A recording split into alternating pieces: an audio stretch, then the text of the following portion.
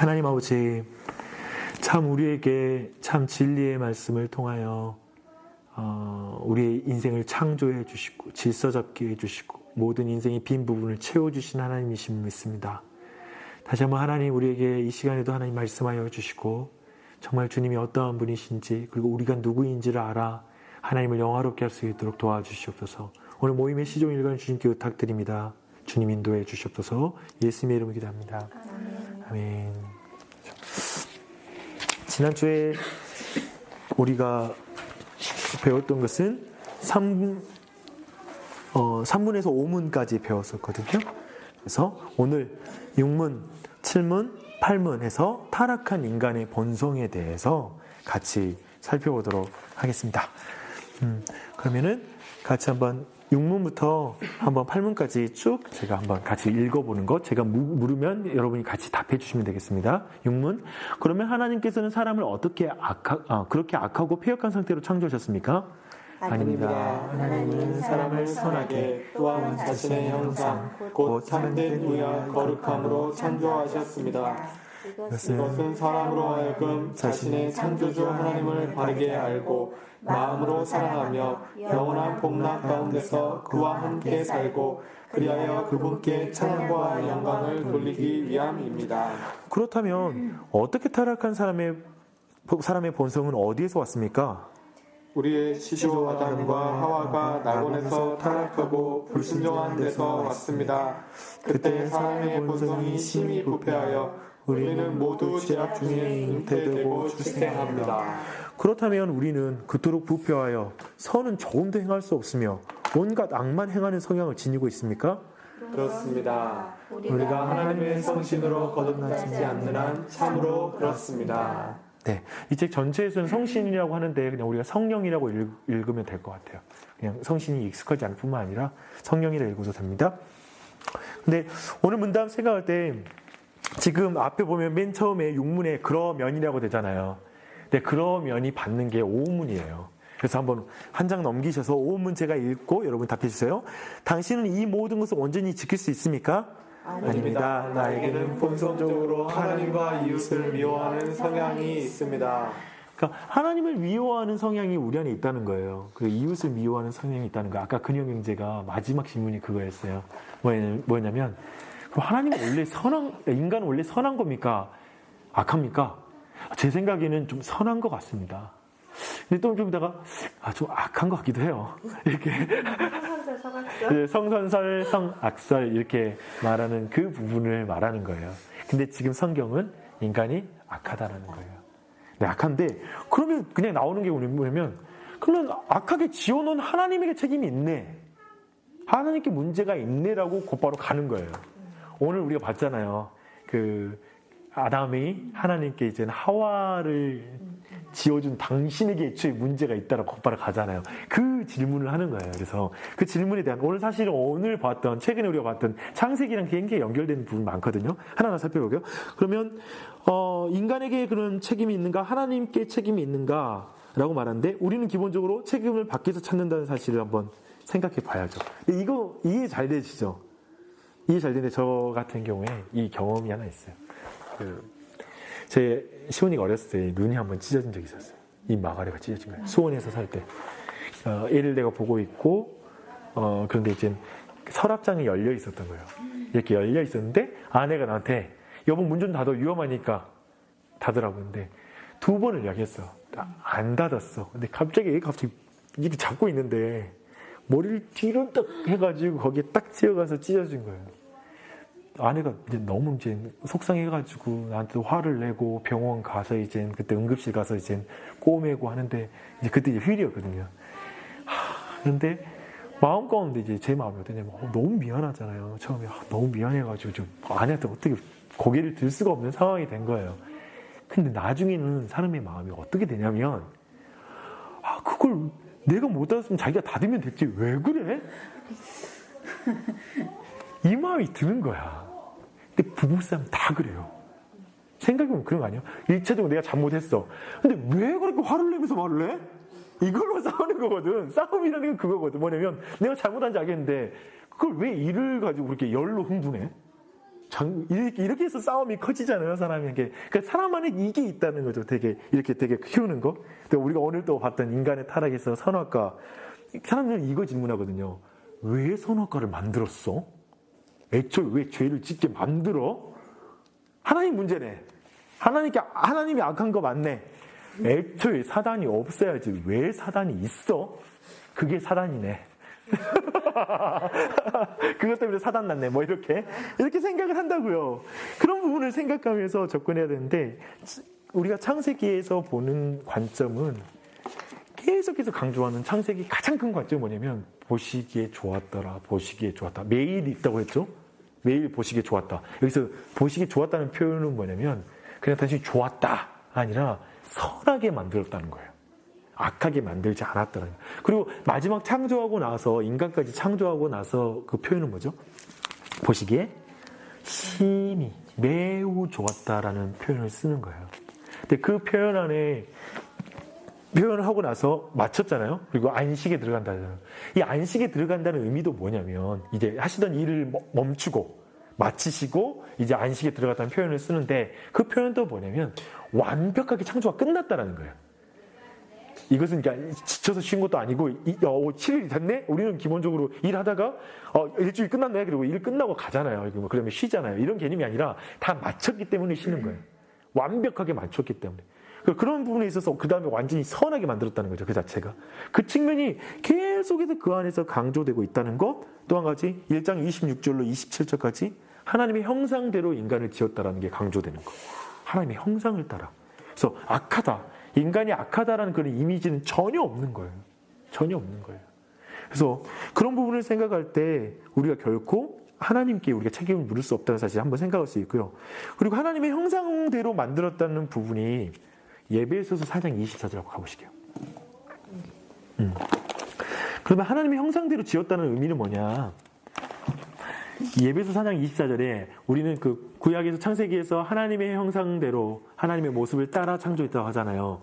그 동일한 게 신약에서 동일하게 말씀, 그 텀을 그대로 사용해요. 그게 거기 나오죠. 예배소 4장 24절 함께 읽습니다. 시작. 하나님을 따라 의와 진리와 거룩함으로 지으심을 받은 새 사람을. 이제 요리문답서, 우리 이제 웨스트민스터 소요리문답도 그렇고요, 하이델베르도 그렇고, 하나님의 형상대로 인간을 지었다고 말할 때 그것이 뭐냐라고 물으면 예배소 4장 24절로 의와 진리와 거룩함으로 지었다고 말을 해요. 그러니까 인간에게 이 세 가지가 있다는 거지.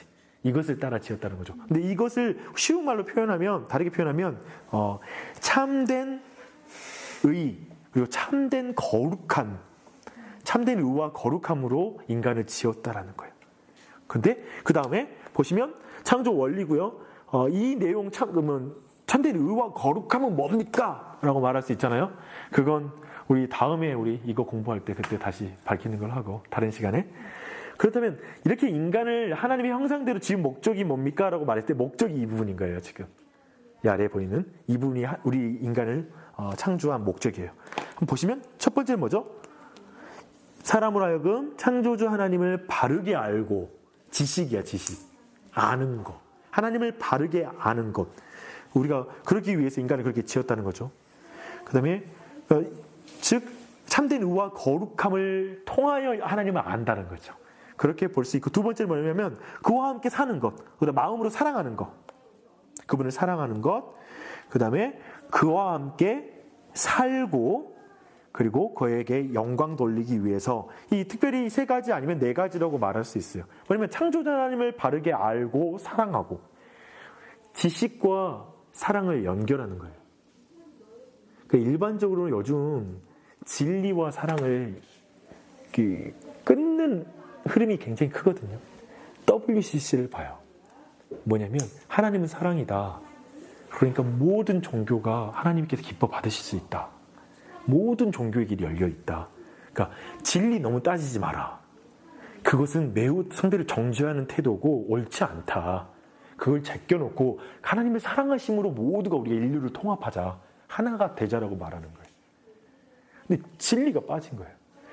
또 뭐 이렇게 지금 잘못된 건데, 지금 여기서 말하는 건 뭐냐면, 이렇게 우리가 하나님 안에서 참된 의와 거룩함을 지어진 이유는 뭐냐면 진리 안에서 하나님을 사랑하는 법, 진리 안에 하나님에 대한 바른 지식으로 하나님을 사랑하는 거. 생각해보면 우리는 기본적으로 데이팅을 할 때도 아니면 기본적으로 우리가 부부 사이에 좋은 부부 사이라고 하는 부분들도 마찬가지로 뭐냐면 상대에 대해서 바르게 아는 게 사랑하는 거거든. 그러니까 뭐냐면 야 오늘 저녁에 나와. 아니 나 지금 몸이 너무 아파서 나오라면 나와. 나 너 사랑하니까 빨리 나와. 안 사랑해? 사랑은 그게 아니라 지금 아프다라는 사실을 알고 배려하는 차원이잖아요. 쉽게 말하면 그 사람이 뭘 좋아하는지에 대해서 맞춰주는 측면이 있는 거잖아요. 우리 인생의 사랑도 지식과 사랑이 같이 가잖아요, 사실은. 근데 오늘날 그게 너무나 형용화돼 버립니다. 사랑이라는 개념이 막연한 신에 대한 그 철학적 사랑 개념이 너무 강하다는 거예요. 근데 이 부분에 있어서도 이 안에 우리가 충분히 좀 생각해야 될 대목이 있는 것 같고요. 그 다음에 하나님을 알고 사랑하는 것, 그 다음에 하나님과 함께 사는 것, how to live. 그러니까 어떻게 살 것인가, 무엇을 믿고 왜 믿고, 그리고 어떻게 함께 살 것인가에 대한 부분에 있어서 하나님과 함께 살기 위해서다라는 것. 하나님과 함께 살기 위해서, 즉 이건 뭐냐면 하나님을 대신해서 다스리는 것이 사실 하나님과 함께 사는 거라는 거예요. 이 땅에서 원래 우리에게 하나님 다스리기 위해서 지으셨잖아요, 창조 목적이. 그래서 우리가 그 다스리는 사역들 할 때 하나님을 의지함으로 하나님과 함께 다스리는 사역을 하는 것, 하나님의 성품과 하나님의 마음으로 다스리는 사역을 해나가는 것, 그것을 말하고 있어요. 그래서 우리 삶에 있는 모든 것, 모든 재능과 능력을 가지고 하나님이 다스리는 것처럼 다스리고 하나님께서 하시는 것처럼 행하는 게 우리의 인생에 사는 방법이라는 거죠. 그래서 그게 우리의 모습이라는 것. 그런데 이제 하나님 알고 사랑하고 사는 이유는 뭐냐 했을 때 목적 중에 목적으로 그분께 찬양과 영광을 돌리기 위해가 나오는 거예요. 이게 이제 목적 중의 목적이에요. 우리가 하나님을 찬양하고 영광 돌리는 것. 하나님 어떨 때 영광 받으세요? 언제 영광 받으실까요? 대종상을 받고 앞에서 하나님이 하셨어요. 이걸 통해? 아니면 스카이로 아이를 보내고 하나님이 하셨습니다. 하지만 하나님 믿으면 스카이 가요 라고 말하는 것. 어떤 성취, 내 안에 어떤 훌륭한 어떤 능력을 보여줄 때 그걸 통해 하나님 영광 받으실까요? 예배하실 때 가장 예배할 때. 아멘. 예배할 때. 아멘. 그렇습니다. 네. 그거 편하게 일상생활에서 나 이때 되게 하나님 기뻐하신다라는 경험이 있으세요? 내가 다른 사람 몰라도 내가 이 모습 보고 하나님 정말 기뻐하신다는 걸 우리 신자로서 느껴야 되거든요. 그 순간들이 삶 속에 막 있어야 되거든요. 남들이 몰라도 내가 이 모습 진짜 하나님 기뻐 보시겠다라는 그거. 그런 게 뭘까요?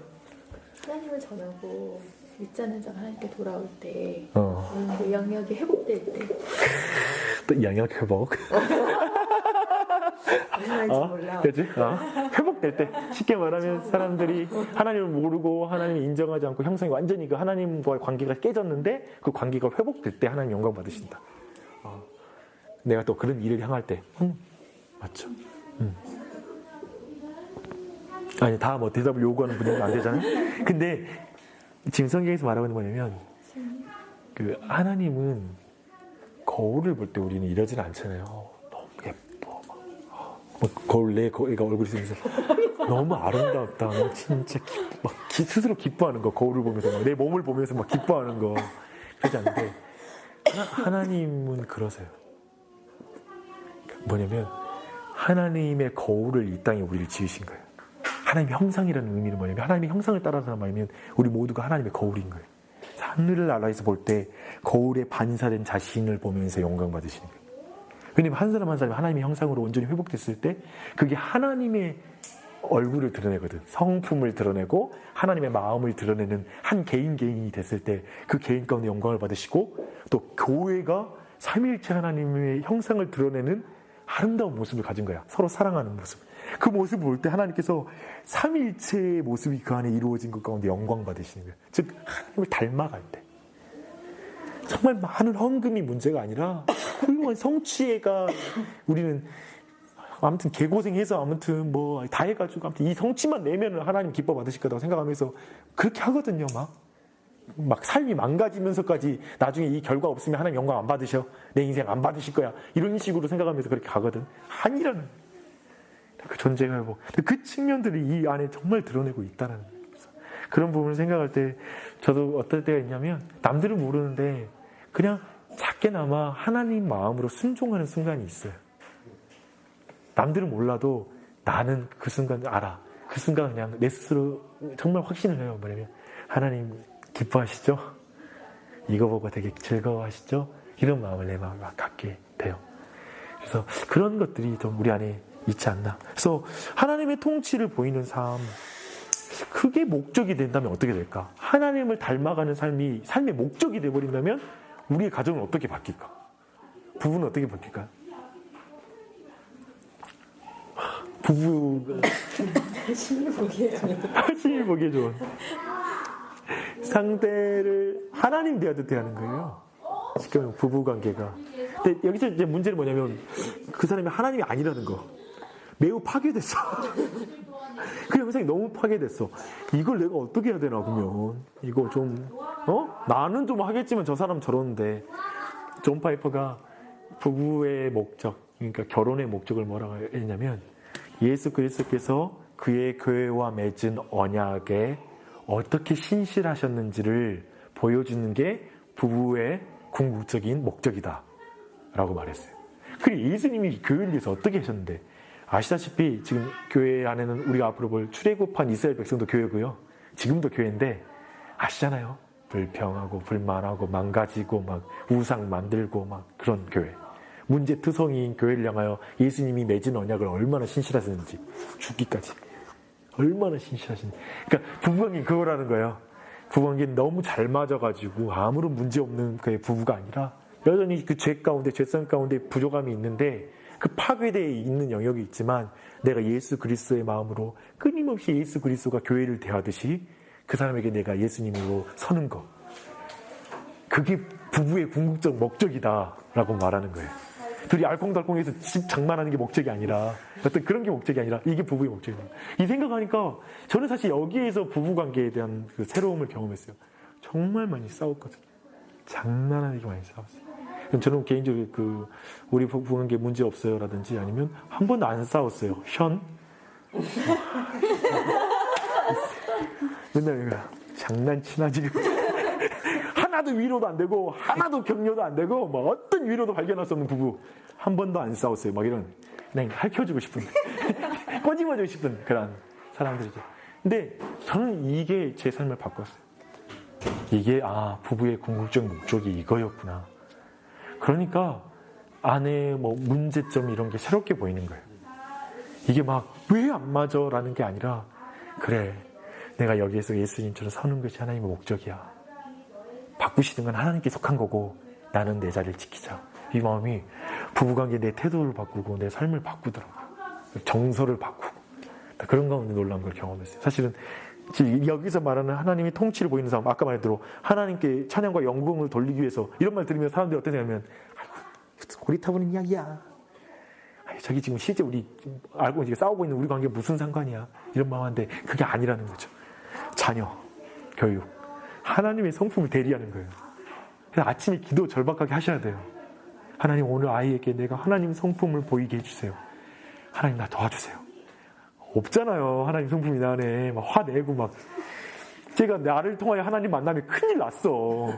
나한테 하나님 발견했다면 큰일 나. 하나님 은혜 주셔야 돼. 이런 마음이 절박하잖아요. 그러니까 그 절박한 마음에서 하나님께 간절히 기도하는 거죠. 하나님 성품을 보이는 오늘 하루가 되게 해달라고. 내일도 필요 없어. 오늘이라도 제대로 살자. 이 은혜를 구할 수밖에 없다는 거죠.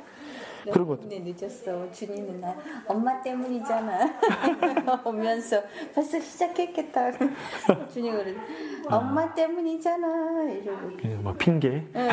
오면서 바로 둘이 그러고. 서로 죄의 전가.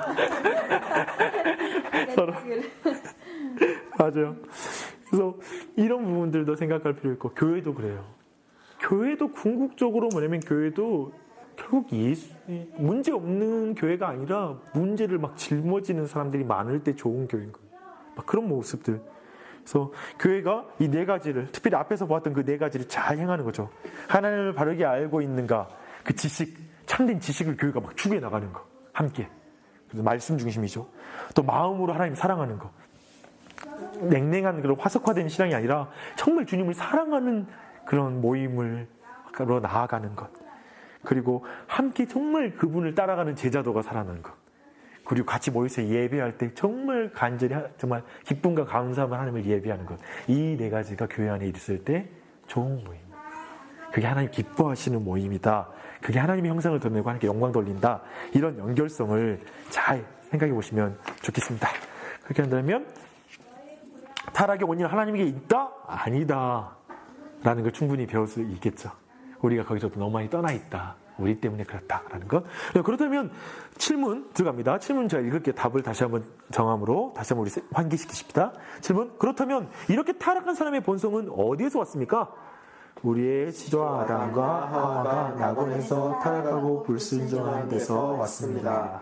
그때 사람의 본성이 심히 부패하여 우리는 모두 죄악 중에서 잉태되고 출생합니다. 네. 저 질문 하나 있습니다. 인간 참 악하다라고 생각한 적 있으셨다면 언제세요? 인간 진짜 악하구나. 저 같은 경우는요, 딸이 셋인 집안의 가운데여서 보통 우리가 알듯이 좀 치이는 그런 삶을 살아서 그런지 몰라도 진심으로 기뻐하지 않더라고요. 언니나 동생이 잘 됐을 때 그쵸, 좋죠. 못된 것보다 훨씬 낫죠. 기뻐하긴 하는데 진심으로 내 마음에서 질투? 아닌 질투? 진짜 못됐구나. 그때 네. 근데 그게 지금도 그 유일하게 저만 이제 교회를 다니고 그래서 난 좀 달라질 거야 라고 생각했는데도 질투? 이렇게 스물스물 올라오는 게 표현하지는 않죠. 당연히 표현하지 않고 거룩한 척은 하지만 그런 생각이 들 때 나 진짜 못됐나 보다. 나 옷 좀 줬니? 막 아직도 이러는구나. 그런 모습이 나 진짜 못됐다는 생각이 들어요. 우리 지금 우리 조카들 중에 첫째가 이번에 수능을 봤어요. 네, 지금 엄마랑 너무나 갈등이 있어. 왜 갈등이 있냐면 어머니는 지금 교회를 다녀요. 우리 집에 그 형수님 중에는 유일하게 교회를 다니고 누나 있고 큰 형수님 다 있죠. 이렇게 가족들이 있는데 얘가 공부 좀 잘해가지고 막 덕을 드러냈으면 좋겠고 자기가 예수 믿는 것이 막 드러났으면 좋겠고 뭔가 얘가 잘 풀렸으면 좋겠는 거예요. 근데 그게 공부에 그냥 큰 뜻이 있지 않고 자신의 어떤 주관이 분명해요. 그래서 자기 하고 싶어하는 것도 있어. 그런 길로 가고 싶었는데 자기가 원하는 그런 대학교 이런 위치에 못 가는 거에 대해서 지금 너무나 힘들어하는 거예요. 엄마는.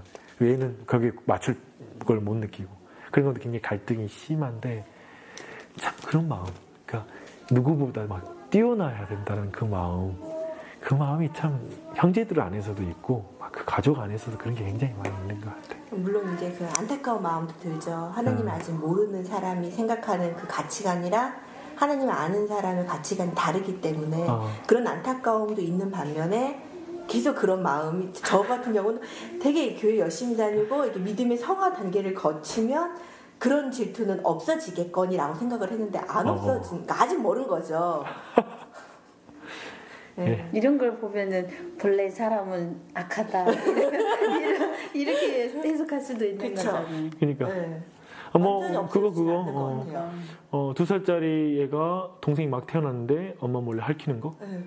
그렇죠. 어디서 배웠지 이거? 막 이런 애가 여기로 이걸 언제 배웠어? 막 이런 마음이 들 때가 있죠. 진짜 또 막 심지어는 뱃속에 있을 때부터 얘가 막 떼부리는 그런 것들도 뱃속에 아이가 생길 때 이상하게 변화를 경험할 때도 도대체 어떻게 인간의 마음이 이게 어디서 온 마음이지? 이런 마음도 아마 가능할 것 같아요.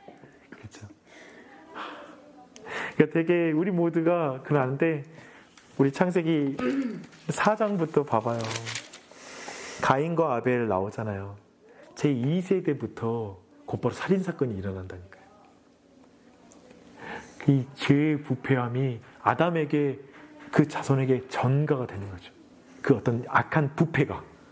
처음에 시작할 때 마치 에이즈가 엄마에게 이렇게 전염되어서 부패가 일어났다면 그 자녀에게까지 그것이 그대로 전가돼 버리는 거죠. 그 병이. 그런 것들이 굉장히 신속하고 오래. 하나님이 이렇게 아담을 만들었을 때는 선하게 만들었는데 이미 이제 그 선악과 그 따먹고 나서부터는 이제 악하게 이제 태어나면서부터 바로 악하게 태어나는 거 아니에요, 그러면?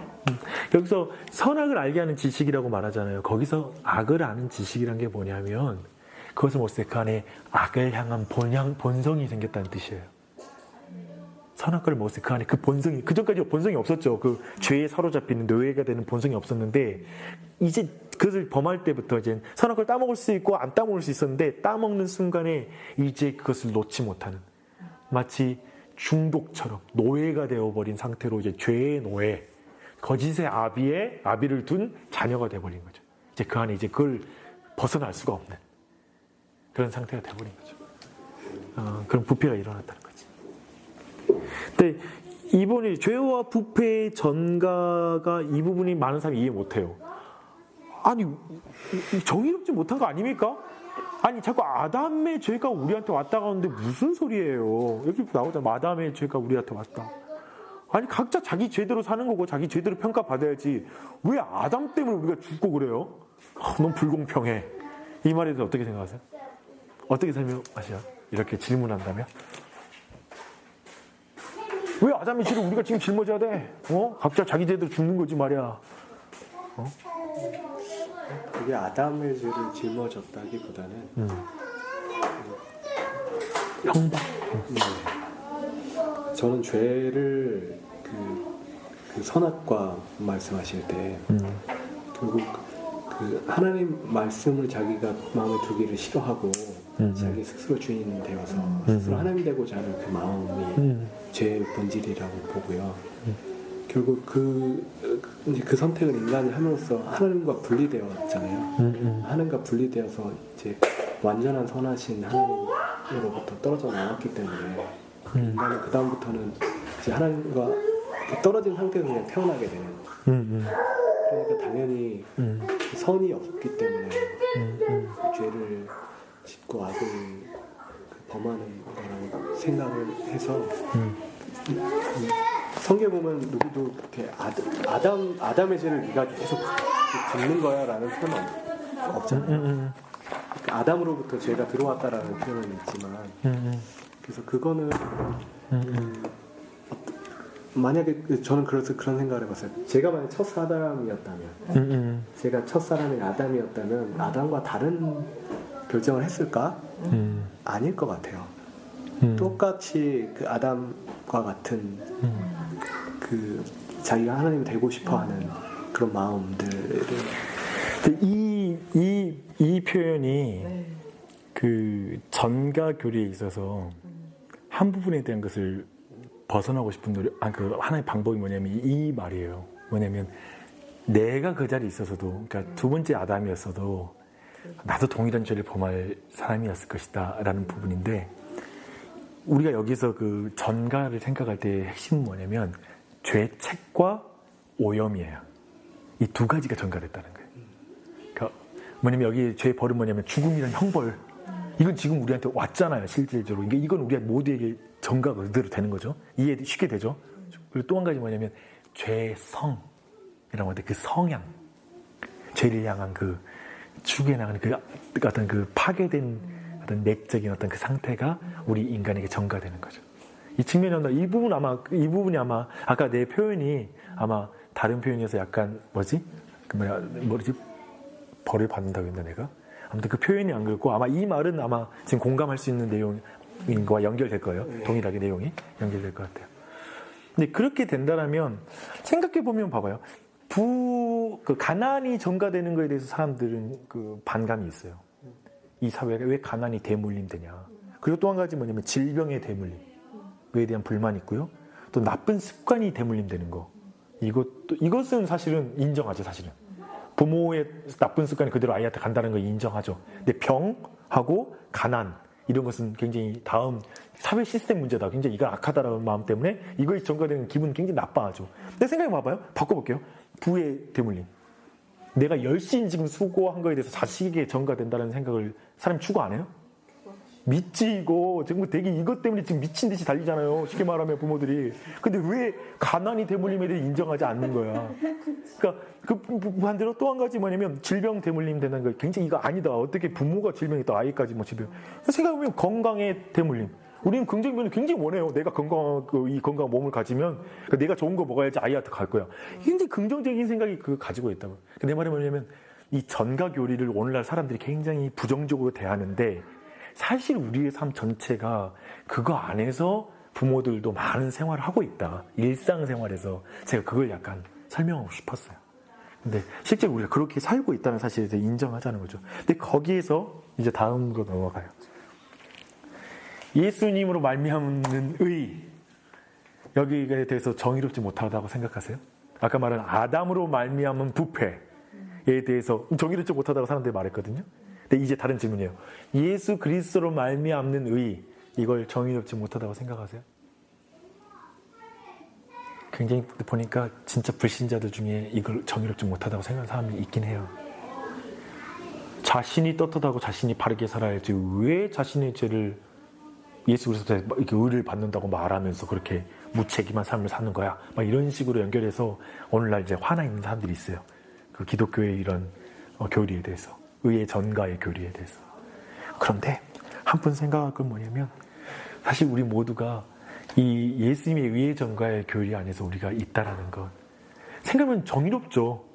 부모에 있어서 그런 것들이 전가되는 것에 대해서 우리가 정당하게 생각하듯이 선한 것들이 전가되는 걸 우리가 추구해 나가듯이 지금 하나님도 동일한 원리를 이렇게 하나님이 이미 넣어놨다는 거예요. 예수님의 의의 전가의 교리가 어려운 교리가 아니라 사실은 믿음 안에서 보면 이치상 맞는 말이 되는 거죠. 맞죠. 예수 그리스도께서 나를 위한 모든 죄의 결과와 나의 부패와 모든 짐을 지고 그분이 죽으심으로 말미암아 그 일을 획득하신 그 의를 우리에게 주신다. 이건 아버지 하나님에게는 매우 당연한 행동이라는 거지. 그런 아버지를 믿지 않는 악한 사람들 입장에서는 왜 전가하고 그래? 왜 선택한 애들한테만 주고 우리 안 주는 거야? 막 이렇게 말할지 모르겠지만 지금 아버지 입장에서는 이걸 전가해 주는 건 그분의 기쁨이고 진짜 참된 하나님이라면 제 자식이 그냥 죽음 가운데 죽어가는 걸 보는 게 아니라 날 죽여서라도 널 살리고 싶다라고 말씀하셨고 하나님 실제로 날 죽여서 너의 영혼을 산다. 내 의가 너에게 전가되었다. 이렇게 말씀하시는 거예요. 나는 그 부분이 되게 나는 오늘 공부를 준비하면서 다시 한번 그 사실 되게 많이 생각했어요. 근데 예수님한테는 두 가지 이중 전가가 일어나요.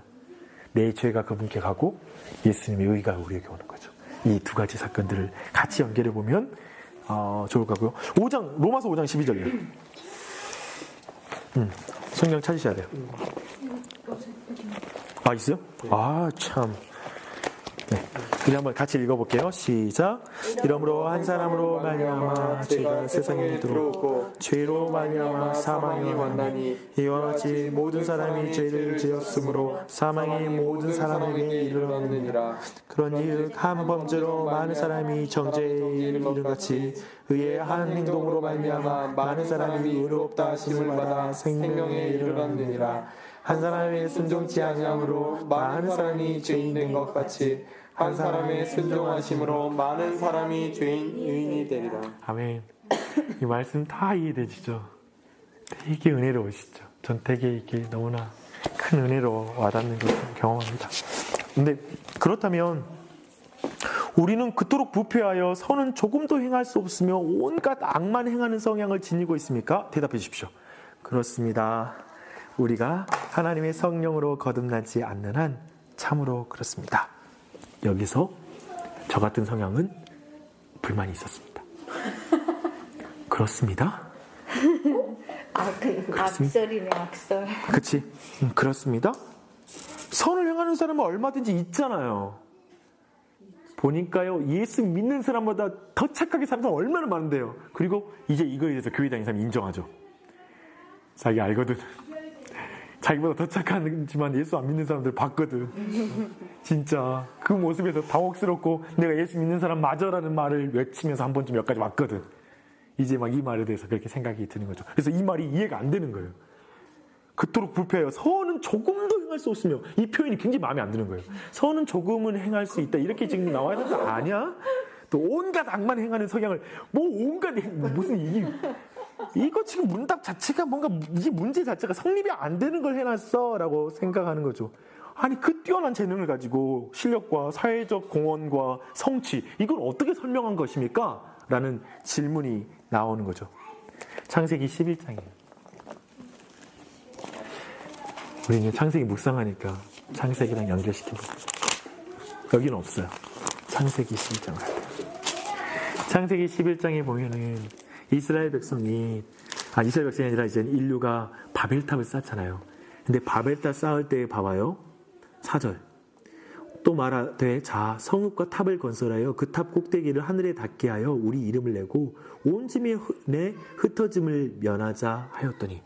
근데 이것을 제안해 나가는데 이들 안에 있었던 게 뭐냐면 3절이에요. 벽돌을 만들어 견고히 굽자. 이 벽돌로 돌을 대신하여 역청으로 진흙을 대신하고 그들에게는 첨단 과학의 문명이 시작된 거예요. 굉장한 이것은 그 당시에 건축술의 발전을 말하고 있어요. 부패한 인간들에게도 이 놀라운 건축술의 발전이 일어나고 있는 거죠. 그런 놀라운 건축기술 발전하고 또한 인류 공동의 번영을 추구해 나가요. 연합을 강조해요. 분쟁이 있다는 말이 나오지 않아요. 세계의 대통합을 추구해 나가는 거예요. 오늘날 자주 듣는 말이죠. 세계 가정평화 통일 연합 모든 그런 것들을 말하고 있어요.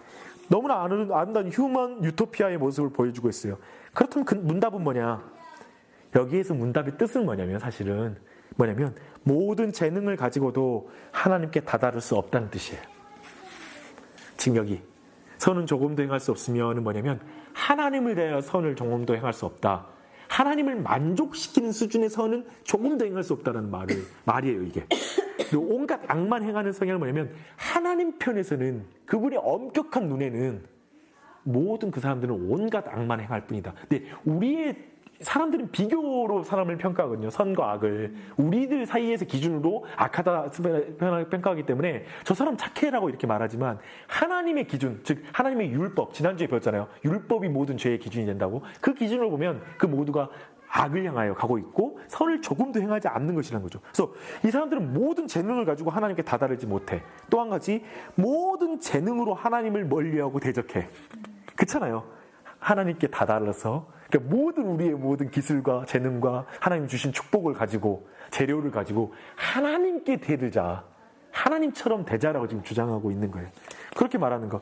또 한 가지 모든 재능으로 하나님을 찾지 않고 자기 중심성, 내 이름을 자랑하자라 그러는 거예요. 결국 오늘 우리가 봤던 거 있잖아요.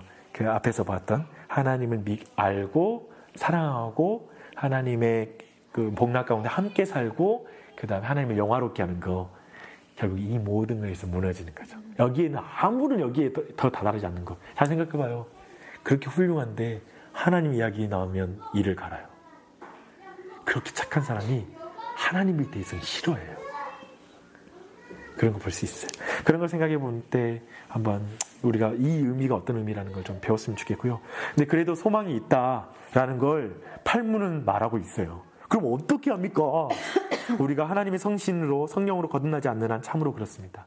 성령으로라면 가능합니다. 라는 뜻이죠. 그래서 우리 요한복음 3장 3절로 5절 옆에 있는 말씀 다 함께 읽어보겠습니다. 시작. 예수께서 대답하여 가라사대 진실로 진실로 내게 이르노니 사람이 거듭나지 아니하면 하나님 나라를 볼 수 없느니라. 예수께서 대답하시되 진실로 진실로 내가 이르노니 사람이 물과 성령으로 나지 아니하면 하나님 나라에 들어갈 수 없느니라. 아멘, 아멘. 그렇죠.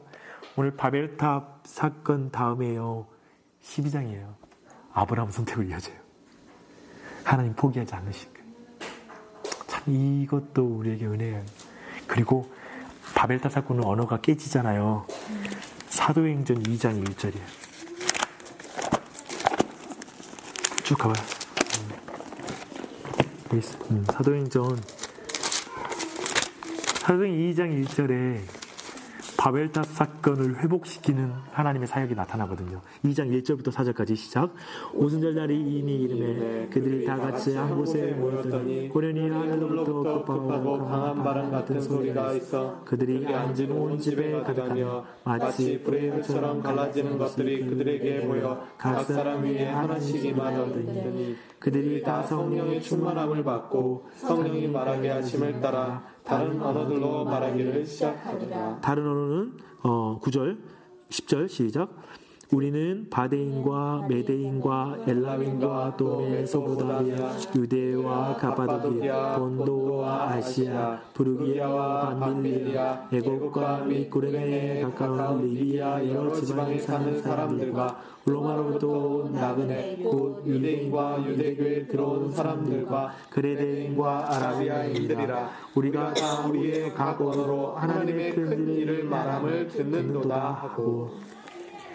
놀랍게도 성령이 임하시는 사역 있잖아요. 오순절 사건에서 바벨탑 사건으로 연결시키는 거예요.